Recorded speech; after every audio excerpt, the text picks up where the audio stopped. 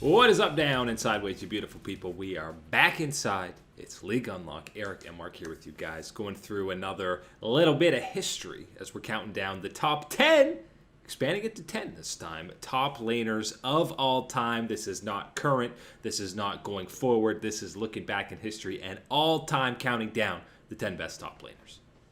Looking at the very top side of the map, the solo laners, what they have been doing on the island of top lane in their career. There have been some incredible players that have absolutely been game changers in the way that League of Legends has been played, the way professional League has been played. Time to give it the rundown, talk about all top 10 today. Tank duty, split push duty, carry duty, 80 carry duty, even in some of these metas. Top lane truly has it all. And as we get to the first batch, 10 to 6, we're immediately cheating a little bit on this list, because right at number 10, I put Duke and I put Flame, and it's I couldn't leave one of them out. I feel like they both had to be there, so you can call them 9.5 and 10 or 10 or 10.5, but before Duke was on SKT or the sub on IG, he was a carry top laner in his own right, picked up an MVP in the LCK, and for Flame, the term Flame Horizon, it's from this guy. I love that both of them get to claim that the honorary number 10 spot, wherever you want to put either one of them, accepting for it. Both of them had their legendary moments throughout their career. As you said, Duke, and what role that he played in those SKT dynasties and the championships that they were able to win. Unforgettable what he did there. And then again, his time with IG and how that worked out for him, filling in more of a substitutional type of role, change of pace, everything else in that way. Mental reset for the shy, Everything else very important in that role. And then Flame, the role that he played, and as you mentioned, the Flame Horizon. I'm talking about his name and the job that it is to make an 100 CS deficit or more against your counterpart.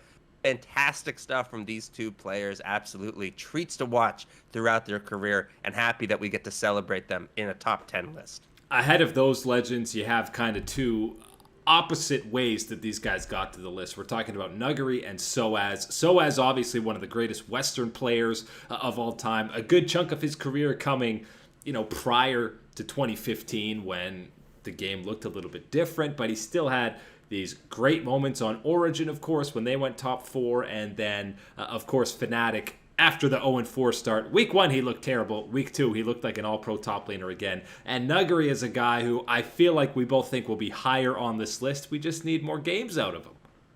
Absolutely. Only time is going to help someone like Nuguri, because the accomplishments, the achievements, the excellency, it's pretty much a guaranteed. The way and the skill that Nuguri has, the way that he plays, that we are going to see that continue, and he will rise throughout the next couple of years on a list like this. Never mind an all-time, all-pro type of list that Nuguri could find himself on.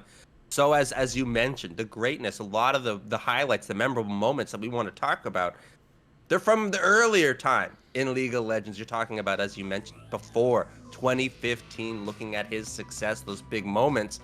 But the one that I do, and you mentioned that I want to bring to a lot of people's attention, is probably some of the last memories a lot of people have of Soaz playing competitively, is seeing him at that 2017 World Championship, where he was absolutely getting blasted in that first week. Whether it was, the skill, the strategies, everything coming across, not even just from the Gigabyte Marines. It was not a good week from him, but the championship mindset, that bounce back, the resiliency, and then, as you mentioned, really an all-pro level of skill able to be achieved in that crucial run for Fnatic to get them get them to the group stage, in 2017. Soaz absolutely deservedly a legend in the game. A classic coast through the regular season, take his level to a whole other stratosphere when the playoffs did end up rolling around. Ahead of him, technically we got 3 European roots when we're talking about the next 3 top laners, and 6 and 7. I know some people are probably going to think that Wonder seems a little bit high here. Maybe even Huni seems a little bit high. I think, the top 3 to 4 here are all pretty close when it comes to top laners. But Huni, you talk about the first 3 years of his career, and I'm including SKT, because for whatever reason people are poo-pooing on his stint with SKT. He was really good on that squad. People have some crazy selective memory if you're poo-pooing on the time that he spent with SKT. Coma absolutely had to crack out the belt to make sure that he was getting the maximum from a player like Huni. But it did work. He did find the maximum from someone like Huni and what he was able to do during his time on SKT. It's easy, to look at all the, couple of down moments towards the very end of it at that World Championship, but to forget the dominance that he was able to show before that. You mentioned, you have the days on Fnatic, the fun times, becoming, that rookie of the split, everything else, going over to Immortals. And I know not always the best of memories as we're getting towards his North American time, but even as you go to his second stint in North America, and you're talking about Echo Fox, Clutch Gaming, there are a lot of positives, and a lot of those positives are uniquely the positives that come with a player and a personality like Huni. And another personality is absolutely Wonder, who's a spot ahead of him, and he's been around a long time now. 2016, we're talking about. He started with Splice, made the World Championship in his first year, and then 2018 on G2, before the super team of G2 was assembled. From there through the next 3 years, he was pretty much consistently and consensus year in and year out the best top laner in Europe. Yes, he got smashed by the Shy, but everybody did at that point. But he even showed up on the biggest stages against SKT, against some of the best teams in the world, with some insane picks, whether it's Pyke or Soraka in the top side. Wonder and his success was absolutely essential for any of the type of accolades and achievements that G2 was able to put together in this last, little dominance type of mini dynasty, more or less, LEC dynasty at the very least, type of run. Wonder has been crucial to that, and his role in the top side from various champions, whether they're as meta as possible or as the ones that you mentioned, the Pyke, the Soraka, Lulu, whatever you want to go, that's outside of it. He can play that for the squad, willing to lay it down. Always the memes about World of Warcraft and how much time this guy is spending on his craft. I don't even care about that discussion. Go and look at his stats. Go look at the numbers. Go look at the achievements, the trophies in his cabinet, and what he has accomplished. My man, this is a very deserved spot for Wonder on the list. Has to be in the conversation when you're talking about best top laners of all time. And with that, we get to the actual top 5 list. And in at number 5, you talk about longevity, peak performance, career accomplishments, all things you can look at on these lists. Marin is a guy you have to mention in this category, but for me, the reason he's as low as 5 is because of that longevity. Because 2015, you look at that whole year from start to finish, it's one of the most dominant that we've ever seen from a top laner. But before and after 2015, there's not as much to go off of for Marin. If we were just going strictly, as you mentioned, off that 2015 season, well, then Marin is number 1. For me, that's who we're talking about. The example, the one that we always come back to, even years past from that. Looking back at that type of dominance in the top lane, just what an absolute beast he was in that solo side. There was nothing to be done by anybody in that regard, and that is the level of difference, just how good he was. And as you mentioned, though, this list is about longevity. So we can't give him too many points outside of that, because when you do look at some of these other years, his own individual performance alongside the teams that he was on was not up to that level. I mean, how could it possibly be up to that level when we are talking about it as, to me, arguably one of the single greatest seasons by a player of all time?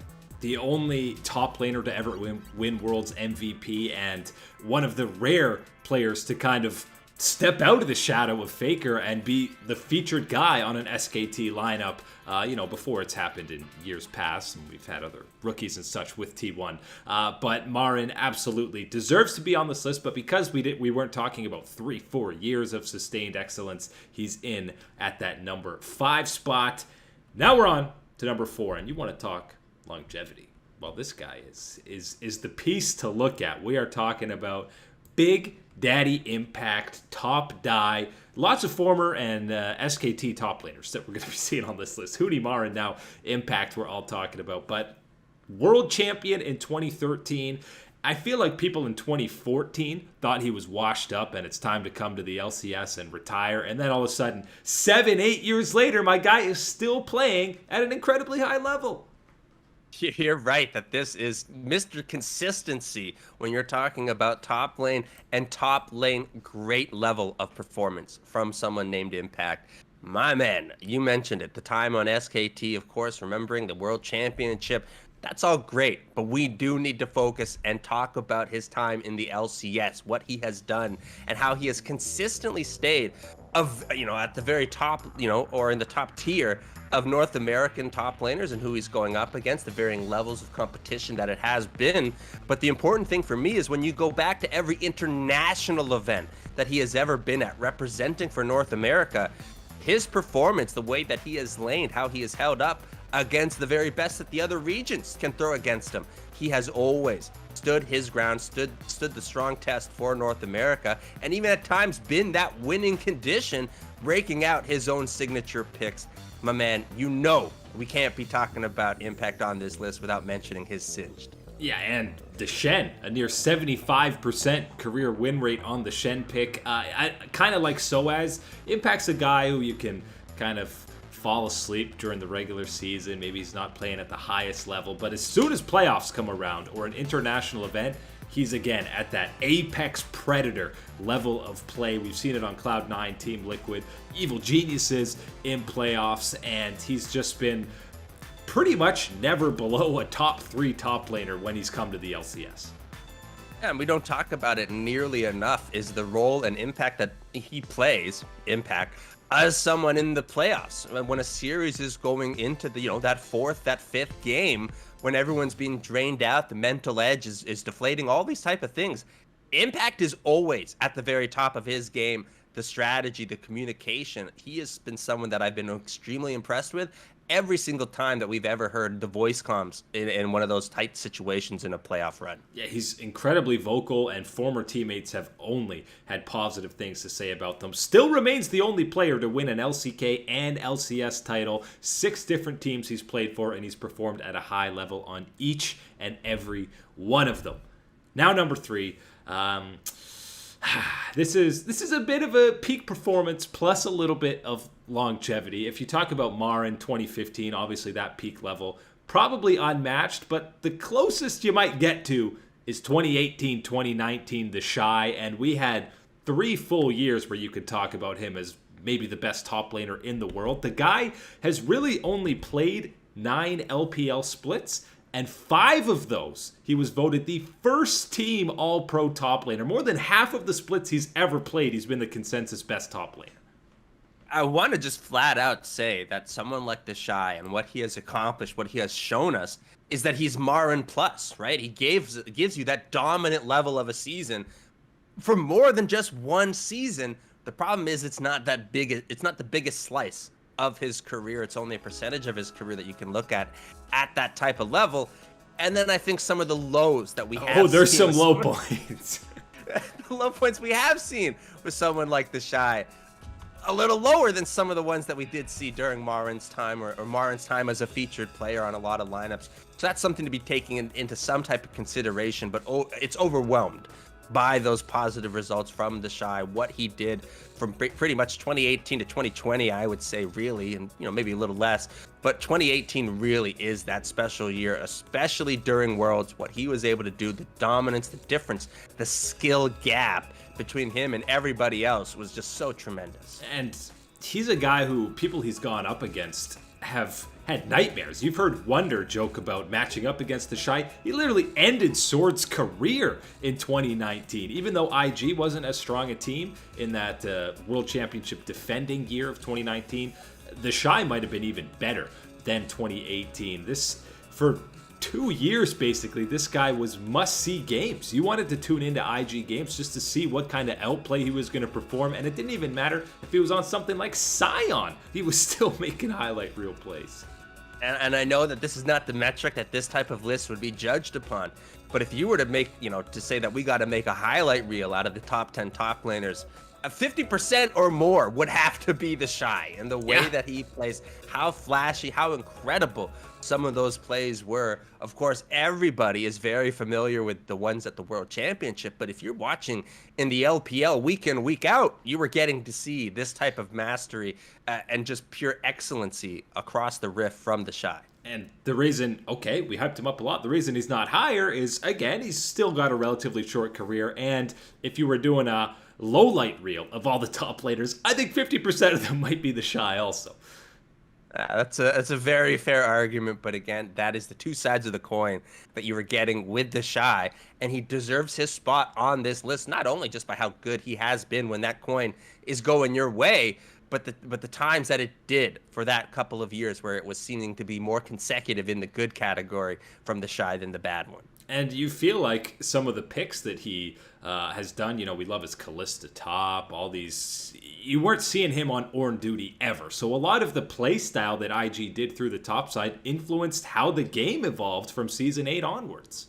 You can thank the Shy as being one of the top laners to say Riot finally should take a look at Klepto in the top lane. Maybe someone like the Shy and how he plays utilizing this rune. That's not an okay gameplay mechanic. That and, those AD carries, Yahoo saying, that's a pretty good idea. Maybe we should play a little bit more AD carries on that top side of the map.